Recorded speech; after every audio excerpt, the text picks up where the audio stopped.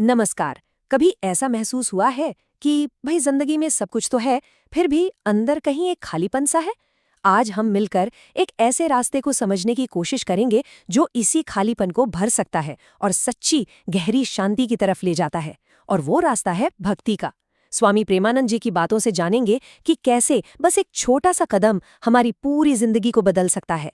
तो चलिए इस सफर पर निकलते हैं। बस एक कदम तुम बढ़ाओ, बाकी सारी यात्रा मैं चलाऊंगा। वाह, ये सिर्फ शब्द नहीं है, ये एक बहुत गहरा भरोसा है, एक वादा है। अक्सर हम लोग सोचते हैं ना कि स्पिरिचुअलिटी का मतलब है कोई बहुत मुश्किल रास्ता, कुछ बहुत बड़ा करना पड़ेगा। लेकिन ये निमंत्रण कहता है नहीं, बस एक कदम। मतलब हमारी तरफ से सिर्फ एक छोटी सी कोशिश चाहिए, और बाकी का पूरा सफर परमात्मा की कृपा खुद तय करती है।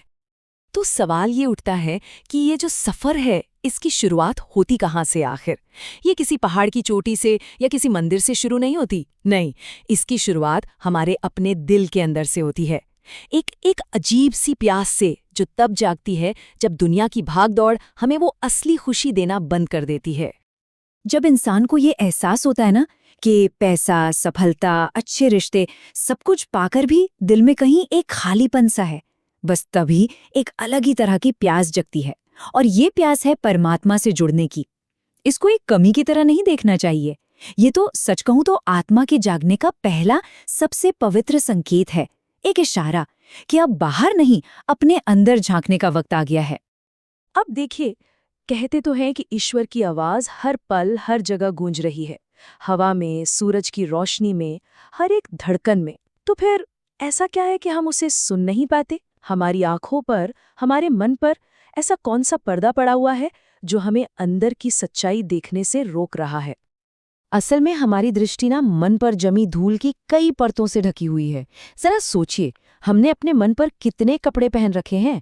पहला, अहंकार का कपड़ा, जो हर पल कहता है मैं सबसे बेहतर हूं। फिर है लालच का कपड़ा, जिसे हमेशा और ही चाहिए। फिर एक आदत है दूसरों से तुलना करने की, कंपैरिजन की। और सबसे भारी है अपने दुखों की कहानियों को पकड़कर बैठे रहने की जिद। अब बताइए, जब तक मन इन सब परतों से ढका रहेगा तो भीतर बैठे परमात्मा को देखना नामुमकिन सा ही लगेगा ना। तो फिर सवाल ये है कि मन पर जमी इस धूल को साफ कैसे करें? क्या इसके लिए कोई बहुत ही मुश्किल साधना करनी पड़ेगी? बिल्कुल नहीं। शिक्षाओं के अनुसार इसका सबसे सरल, सबसे सीधा रास्ता है भक्ति।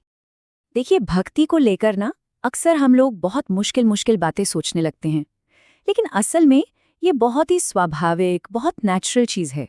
बस इतना सोचिए, एक माँ अपने बच्चे से जैसा बिना शर्त निस्वार्थ प्रेम करती है, या जैसा गहरा भरोसा हम किसी अपने पे करते हैं, बस उसी प्रेम और भरोसे की दिशा जब परमात्मा की ओर मुड़ जाती है तो वही तो भक्ति बन जाती है।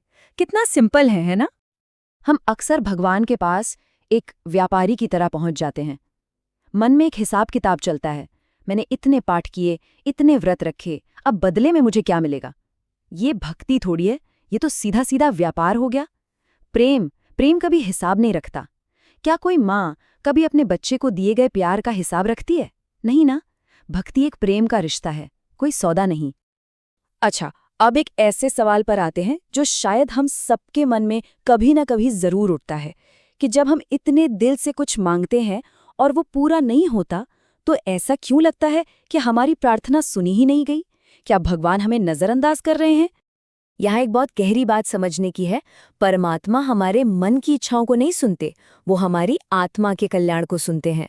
मतलब कई बार जो चीज़ हम जिद करके मांग रहे होते हैं ना, वो शायद हमारे लिए अच्छी ही नहीं होती। इसलिए जिसे हम अनदेखी समझ बैठते हैं, वो असल में परमात्मा का एक मौन संरक्षण होता है, एक प्रोटेक्शन। इस उदाहरण से ये बात और भी साफ हो जाएगी। सोचिए, एक छोटा सा बच्चा है, वो आग की सुंदर चमकीली लौ को देखता है और उसे छूने के लिए दौड़ता है। अम्मा क्या करेगी? वो उसे बचाने के लिए उसका हाथ खींच लेगी, और बच्चा जोर जोर से रोने लगता है। उसे लगता है माँ ने उसे उसका खिलौना नहीं दिया।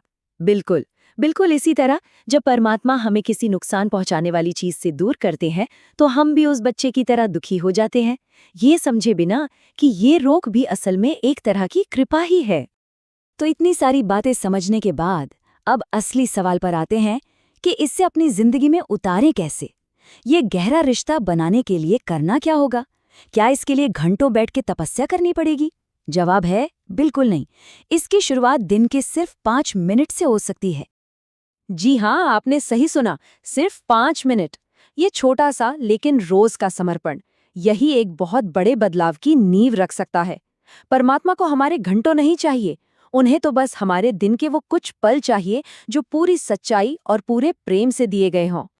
और इस आदत को अपनी जिंदगी में शामिल करना बहुत ही आसान है। बस इतना करना है, सुबह आंख खुलते ही पहला नाम उनका, रात को सोने से पहले आखिरी याद उनकी। जब कोई दर्द हो, कोई तकलीफ हो, तो सहारे के लिए उन्हें पुकारें, और जब कोई खुशी मिले तो धन्यवाद में उन्हें याद करें। बस धीरे धीरे भक्ति कोई अलग से करने वाला काम नहीं रह जाएगा, बल्कि हमारी सांसों का, हमारी जिंदगी का हिस्सा बन जाएगी।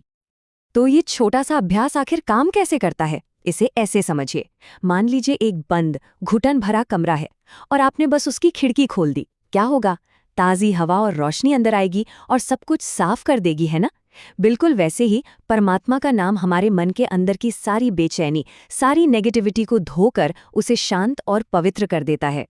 चलिए, अब हम इस सफर के सबसे खूबसूरत पड़ाव पर आते हैं। जब किसी का दिल पूरी तरह से भक्ति और प्रेम से भर जाता है, तो उस इंसान में क्या बदलाव आते हैं? और मजे की बात यह है कि ये बदलाव सिर्फ अंदरूनी नहीं होता, ये तो बाहर भी साफ साफ दिखाई देता है। ये बदलाव सिर्फ एक एहसास नहीं है, ये सच में दिखाई देता है। ऐसे इंसान के चलने का ढंग बदल जाता है, उसके बोलने का लहजा बदल जाता है, यहाँ तक कि उसके सोचने का तरीका भी बदल जाता है। और उसके चेहरे पर एक ऐसी शांति, एक ऐसी चमक आ जाती है जो दुनिया की कोई भी दौलत कभी नहीं खरीद सकती। और यही सबसे ज़रूरी बात है जो हमें याद रखनी है।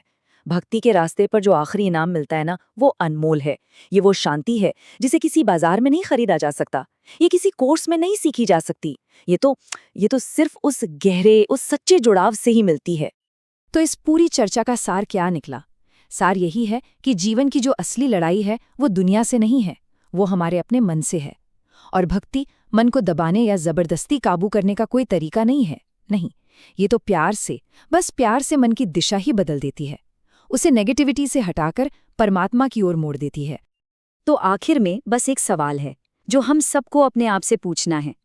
अगर परमात्मा हमेशा, हर पल बाहें फैलाए हमारा इंतजार कर रहे हैं, तो हमें करना क्या है? बस एक बार मुड़कर देखना है। तो फिर वो कौन सी चीज़ है जो हमें वो एक पहला कदम उठाने से रोक रही है? सोचिएगा ज़रूर।